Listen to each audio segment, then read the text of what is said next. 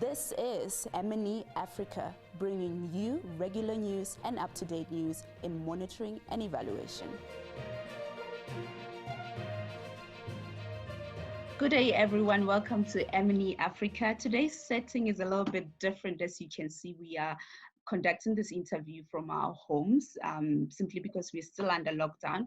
We hope that you are doing great. We hope that you're fine, that you're taking care of yourself, that you're remembering to wash your hands, sanitize, and also taking care of your mental health as well. That is very important. So we are joined here by research and learning. I will start with you, Dr. Angelita, on the M&E capacity strengthening work in Africa. So you recently completed a study on the state of M&E capacity building initiative in Africa, and we just wanted to give us a little bit about the findings from that study. Hi, Talita, and good day to all our viewers who are also tuned in. So late in 2019, we did an 8-country study that looked at the capacity strengthening initiatives and approaches that these countries in Africa had been doing. We looked at 8 countries. These were Botswana, Zambia, Rwanda, Kenya, Uganda, Ghana, Ethiopia, and Tanzania. So several issues came up in our study, which I would like to share with you. These were basically 5 issues. I'll just speak quickly over these issues. The first one would be the national country M&E systems. So very interesting things came up. The first thing that we did find out was that these countries are all at different levels in terms of their capacity strengthening, M&E capacity strengthening. There are countries that have national policies in place. There are countries that are still developing their national policies. There are countries that have been working with development partners and done quite a bit in terms of evaluations. Yeah. Secondly, the other thing that we did find is because there's different actors in M&E capacity strengthening in the region, is these initiatives and approaches sometimes work parallel to what the governments are actually doing. So there seems to be parallel processes in place that are not speaking to one another. We would find like areas like in the health or education sector, quite developed systems that have advanced quite a lot, as opposed to other sectors that also need M&E capacity strengthening. So that was the first thing. The second thing is we found that the demand for M&E products and evidence-informed decision-making seems to be quite modest in the African countries that we looked at. So the third thing is some of the areas where M&E is actually being done, and there's a lot of developments that have taken place. Normally, these are donor-driven, donor-funded. Again, with an outside agenda that is set and that is outside of what is actually being done by African governments, that sometimes does not take into account the context where the evaluation capacity strengthening initiatives are being. So if these things are being done in tandem and there is no country plan in place, it doesn't seem to have the desired impact that we would want M&E to have. One of the things that we found is a plus for M&E capacity strengthening is the availability of multiple actors, if I can so say, provides opportunities where there can be actually proactive measures that should be taken into place. In terms of barriers, again, this always comes up, is the lack of resources to implement M&E capacity strengthening initiatives. And the last thing that I would like to speak to in terms of the issues that came about is the approaches that are being done are not being measured in terms of impact. They're not being measured at the outcomes level. So what is being done is a process activity in terms of an intervention that has been done, but it's not taking into account a holistic framework. So it's not as far reaching as we would like that to go. Thank you so much for that, Angelita. Just 2 things from what you've just shared with us regarding the study. I'm sure there were different findings in different countries. So I'm just wanting to get a picture of what were those different findings in the different countries. And also you mentioned something about not being like really good measurement in place to measure the effectiveness of capacity. 2 examples that stand out are Botswana, which has just started its M&E capacity strengthening journey. It has adopted its national evaluation policy. It's engaging with development partners, with academic institutions and training institutions, and its VOPI in terms of how it's going to implement its M&E capacity strengthening approaches throughout government and through training, etc.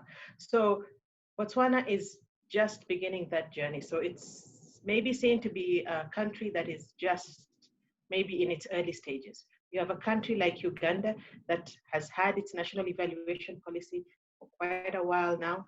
It has been engaging quite extensively with development partners in M&E capacity strengthening approaches and initiatives, even in its various sectors, quite developed in the health sector. So you find that Uganda seems to be much more advanced in its journey in terms of M&E capacity strengthening initiatives. So that is in terms of the M&E capacity strengthening initiatives and approaches in the different countries. So those are the two examples.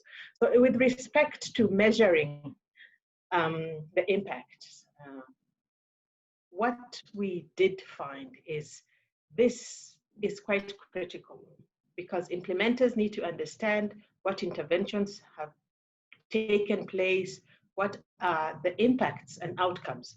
So currently what is happening, it's being done as a process activity. So they're just measuring output. So people are just sort of doing the monitoring, but evaluation needs to be much more embedded in government systems, in development projects, such that learning takes place. So to that effect, we have put out a learning note as in what we did learn from this particular piece of research. It's available on our website, and we would be pleased if viewers engage with that and also gave us feedback in terms of that. Tebogo, you're working on a project on climate change in Africa. Tell us about the importance of that project. Why did you decide on the project as a team, as EAAA, and just a little bit of a background about that? Okay, so we are currently conducting a study to explore how M&E data, information, and evidence is being used by countries in climate change adaptation with specific relevance to building resilience for food security. And in this project, we are looking at 3 African countries, Zambia, Uganda, and Tanzania. So we have 4 different research questions that we're looking at.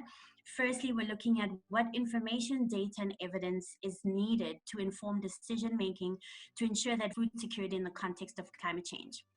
Then we are also looking at to what extent is M&E data, information, or evidence being used in building resilience for food security in the context of climate change adaptation. Thirdly, we're looking at what decisions and actions are needed to support individuals, organizations, and governments for greater food security resilience in the climate change context. And then lastly, also, what needs to be done differently in terms of support for greater food security resilience. So currently, Talita, we are in the first phase of this study.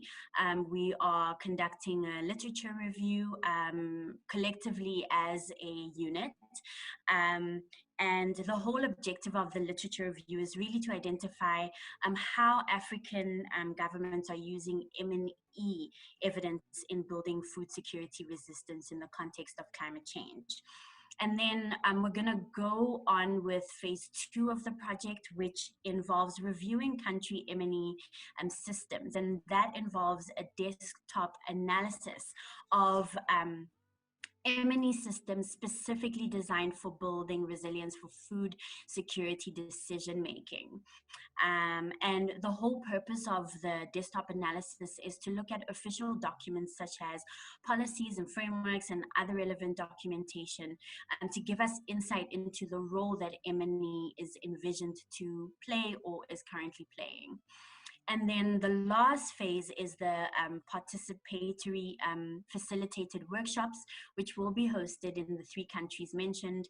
And the participants in those workshops will be central government officials or local authorities, civil society organizations, and M&E practitioners. This study is so important on the African context because firstly, Africa, and specifically sub-Saharan Africa, has been identified as one of the most vulnerable regions for the impacts of climate change in the world. And this is mainly because of the fact that a lot of African regions are dependent on climate-sensitive activities like rain-fed agriculture, which is prone to high levels of climate variability. So in the context of climate change, those are expected to worsen. And also the fact that a high proportion of the population in the region is malnourished, which if with the impacts or the negative impacts on climate change and the impacts on agriculture is going to worsen that whole situation. In terms of dealing with climate change, there are basically 2 strategies. So it's adaptation and there's mitigation, right? So with climate change mitigation, that really involves interventions that are looking at reducing greenhouse gas concentrations. With adaptation, that refers to looking at processes of decreasing the level of exposure to the effects of climate change for both the environment as well as human beings. So in Africa specifically, it has become increasingly recognized that agriculture needs to be involved in interventions looking at both of these. With a lot of actually, in our research, we found that actually a lot of countries on the continent are looking more at adaptation than mitigation efforts. And that is because of the fact that failure to adapt actually threatens the food security for a lot of the vulnerable population, which are mainly the poorest populations on the continent. And that's why I think with our study, we decided to focus specifically on the impacts on food security in Africa. Yeah. How does M&E influence the work that African governments are doing to mitigate the effects of climate change in the African countries? So in Africa, it is becoming increasingly acknowledged the important role that M&E can play in enhancing evidence-based management in development work specifically. However, M&E is certainly something that is underutilized in terms of informing climate change mitigation and adaptation interventions in many African countries. And I think it's really just because of the fact that there's a limited understanding of the potential that M&E has to offer to enhancing the effectiveness of programs. Awesome. Well, thank you so much, Tebogo, for that insight. And thank you so much, Research and Learning, for giving us so much to think about and so much to learn from. So we will be following up on that in one of our episodes to come. And thank you, everybody who's joining us from your homes. Again, please stay safe. And we will catch you again on the next episode of M&E Africa.